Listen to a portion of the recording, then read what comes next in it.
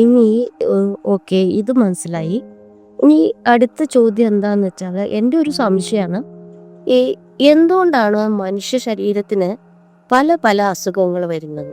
പണ്ടൊന്നും ഇത്ര അസുഖങ്ങളില്ല. ഇപ്പൊ കണ്ടുപിടിക്കാൻ പറ്റാത്തത്ര അസുഖങ്ങളാണ്.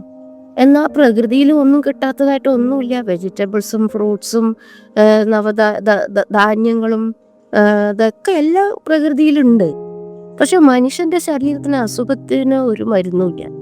അത് എന്തുകൊണ്ടാണ് ഇങ്ങനെ മനുഷ്യന് പല പല അസുഖങ്ങൾ വരാൻ കാരണം? അത് ഒന്ന് ക്ലിയർ ആക്കി തരാൻ പറ്റുമോ? ഓ, ഷുവർ. അത് എന്താ കാരണം എന്ന് വെച്ചാൽ, ശരീരം എന്ന് പറയുന്നത് 5 തത്വങ്ങൾ കൊണ്ട് നിർമ്മിതമാണല്ലോ. എല്ലാവരും പറയുന്ന കാര്യങ്ങളാണ്. പൊതുവെ എല്ലാവരും പറയുന്നത് ഇത് തന്നെയാണ്. ഇത് പലരും മറക്കുകയാണ്.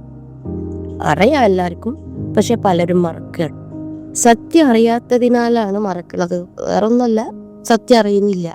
ശരീരത്തിന് അതാത് കണ്ടന്റ് കുറയുമ്പോൾ അതുകൊണ്ടാണ് ഇങ്ങനെ സംഭവിക്കുന്നത്. കണ്ടന്റ് കുറയാന്നർത്ഥം വെള്ളത്തിന് വെള്ളം വേണം, ചൂടിന് ചൂട് വേണം. കാരണം ഇതിനെക്കുറിച്ചുള്ള അറിവ് തീരെ ഇല്ലാത്തത് കൊണ്ടാണ്. പിന്നെ കൂട്ടായ്മയിലൊക്കെ ജീവിക്കുന്ന സമയത്ത് 85% ഇങ്ങനെയുള്ള അറിവ് കിട്ടും. 95% അസുഖം ഉണ്ടാവുകയില്ല. അതിനാൽ മാനസികമായ പിരിമുറുക്കങ്ങളും ടെൻഷൻ പോലെയുള്ള അസുഖങ്ങളും അശ്രദ്ധ, ഓർമ്മക്കുറവ്, അങ്ങനെ മൊത്തത്തിൽ ജീവിതചര്യകളെല്ലാം താളം തെറ്റുകളും ചെയ്യും. അതാണ് ചെയ്യുന്നത്. നമ്മൾ അതിനെ അസുഖമാക്കി മാറ്റി ചികിത്സിക്കുകയും ചെയ്യും.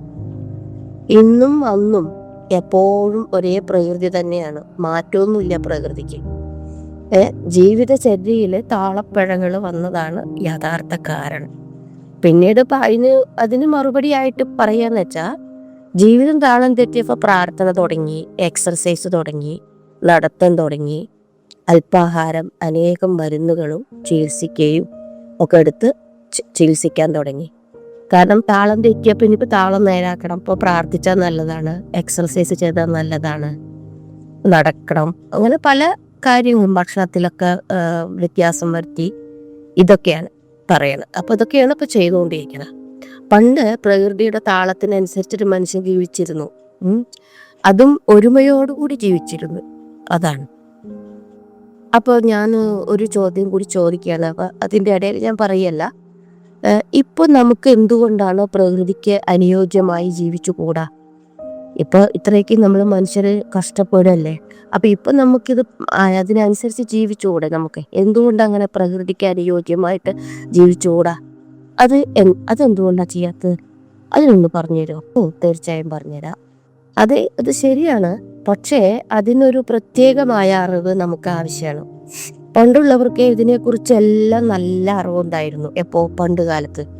അവരെല്ലാം ഇന്നില്ല. അവരൊന്നും ഇപ്പോൾ ജീവിച്ചിരിക്കുന്നില്ലല്ലോ.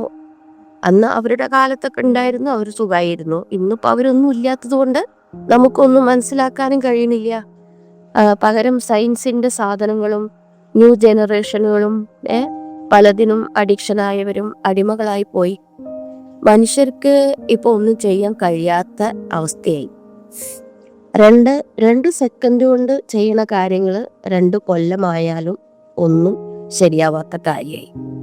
2 സെക്കൻഡ് പറഞ്ഞാൽ 2 മിനിറ്റും എടുക്കും. ഒരാൾ അരയ്ക്കും, ഒരാൾ കഷ്ണം നുറുക്കും, ഒരാൾ അടിച്ചു വരും, ഒരാൾ അടുപ്പ് കത്തിക്കും. അങ്ങനെ എല്ലാവരും കൂടി ചെയ്ത കാര്യങ്ങൾ 2 കൊല്ലം തീർന്നാലും ഒന്നും ശരിയാവാതെയായി. കാരണം സയൻസ് വളർന്നു, മനുഷ്യന്റെ ബുദ്ധി വളർന്നില്ല. പ്രകൃതിയിലെ തത്വങ്ങൾ എന്ന് വെച്ചാൽ അഗ്നി, ജലം, വായു, ഭൂമി, ആകാശം എന്നിങ്ങനെയാണല്ലോ. രാവിലെ സൂര്യോദയത്തിന് ചെയ്യേണ്ട കർമ്മങ്ങൾ ഇന്ന് ആരും ചെയ്യുന്നില്ല. അങ്ങനെ ഓരോ തത്വങ്ങളും നോക്കുകയാണെങ്കിൽ ശരീരത്തിന് വേണ്ട സമയത്ത് വേണ്ട തത്വങ്ങളൊന്നും ലഭിക്കുന്നില്ല എന്നതാണ് പ്രധാനമായ സത്യം. പ്രകൃതി അന്നും ഇന്നും ഒരുപോലെ തന്നെയാണ്. ഇത് മനുഷ്യർ മറന്നു. അതാണ്. ശരീരത്തിന് പണ്ടൊക്കെ ചൂടും വെളിച്ചവും വെള്ളവും വായുവും എല്ലാം യഥാസമയത്ത് കിട്ടിയിട്ടുണ്ടായിരുന്നു. ഇന്നാണെങ്കിലോ വെള്ളത്തിൻ്റെയും അഗ്നിയുടെയും വായുവിൻ്റെയും മറ്റും അളവ് വളരെ വളരെ വലിയ ഏറ്റക്കുറച്ചിലുകളാണ്. വെള്ളത്തിൻ്റെ കണ്ടന്റ് കൂടിയ ജലദോഷം, പനി, അങ്ങനെ പലതും ഉണ്ടാവും. നമ്മളതിനെ വാദം എന്ന് പേരിട്ടു. വായുവിൻ്റെ അഭാവം കാരണം ശ്വാസ സംബന്ധമായിട്ട് അസുഖം വരും. ഭക്ഷണ സാധനങ്ങളുടെയൊക്കെ എല്ലാം കുറവ് കൊണ്ട് പിത്തം, പഴവർഗ്ഗങ്ങളുടെ എല്ലാം കുറവ് കൊണ്ട് കഫം മുതലായ മറ്റു പലതരം രോഗങ്ങളും വരും. മനസ്സും ബുദ്ധി മലിനമാകുന്നത് കാരണം ഭീകരമായ രോഗങ്ങൾ മറ്റു പിടിപെടുകയാണ്. മനുഷ്യര് പൊതുവെ പ്രകൃതിയെയാണ് കുറ്റപ്പെടുത്തുന്നത്. അതാണ് ഒന്നാമത്തെ തെറ്റിദ്ധാരണ. പക്ഷേ പ്രകൃതി ഇപ്പോൾ ചക്കയും മാങ്ങയും പുളിയും വാഴപ്പഴവും മറ്റുമൊക്കെ എല്ലാം തരുന്നില്ലേ, നവധാന്യങ്ങൾ ഇന്നും തന്നുകൊണ്ടിരിക്കുന്നുണ്ട്. പക്ഷെ ഒന്നും പ്രകൃതി സ്വന്തം ഇഷ്ടത്തിന് സ്വീകരിക്കുന്നില്ല. പ്രകൃതി ഒന്നും സ്വയം എടുക്കണില്ല, എല്ലാം കൊടുക്കുകയാണ്. അതുകൊണ്ട് പ്രകൃതി അന്നദാതാവ് എന്നൊക്കെ പറയാറുണ്ട്. പ്രകൃതിയോട് ഇണങ്ങി ജീവിക്കാൻ പലതരം സമ്മേളനങ്ങളൊക്കെ നടത്താറുണ്ട്. പക്ഷേ സത്യമായ അറിവും കാഴ്ചപ്പാടും മാറാത്തിടത്തോളം കാലം മനുഷ്യനെ രക്ഷപ്പെടാൻ കഴിയില്ല. ഇവിടെ ഞാൻ നിങ്ങൾക്ക് ഒരു വിദ്യാലയം പരിചയപ്പെടുത്താൻ ആഗ്രഹിക്കുക. ഈ വിദ്യാലയത്തിന് മനസ്സും ശരീരവും വേണ്ടിയും പഠിപ്പിക്കുന്നുണ്ട്. എനിക്ക് ഇത് വളരെ വളരെയധികം നന്നായിട്ട് തോന്നി. ശരീരം ദൈവത്തിൻ്റെ ഉപഹാരമാണ് എന്നാണ് പഠിപ്പിക്കുന്നത്. ശരീരത്തെ ഹെൽത്തി വെൽത്തി ഹാപ്പി ആയി വെക്കാൻ പഠിപ്പിക്കുകയാണ് ചെയ്യുന്നത് ഈ വിദ്യാലയത്തിൽ ഒരുപാട് ബെനിഫിറ്റ്സ് ഉണ്ട് എന്നാണ് എനിക്കറിയാൻ കഴിഞ്ഞിട്ടുള്ളത്. താളം തെറ്റിയ താരാട്ട് കേൾക്കാനും നമുക്ക് സുഖം ഉണ്ടാവില്ലല്ലോ.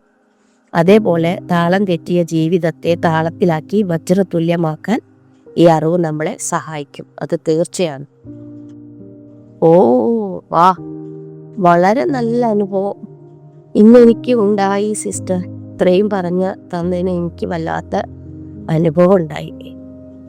ഇനിയും കുറേ ചോദിച്ച് മനസ്സിലാക്കണമെന്നുണ്ട്. എന്തായാലും അടുത്ത പ്രാവശ്യമാവട്ടെ, തീർച്ചയായും ഞാൻ വരും.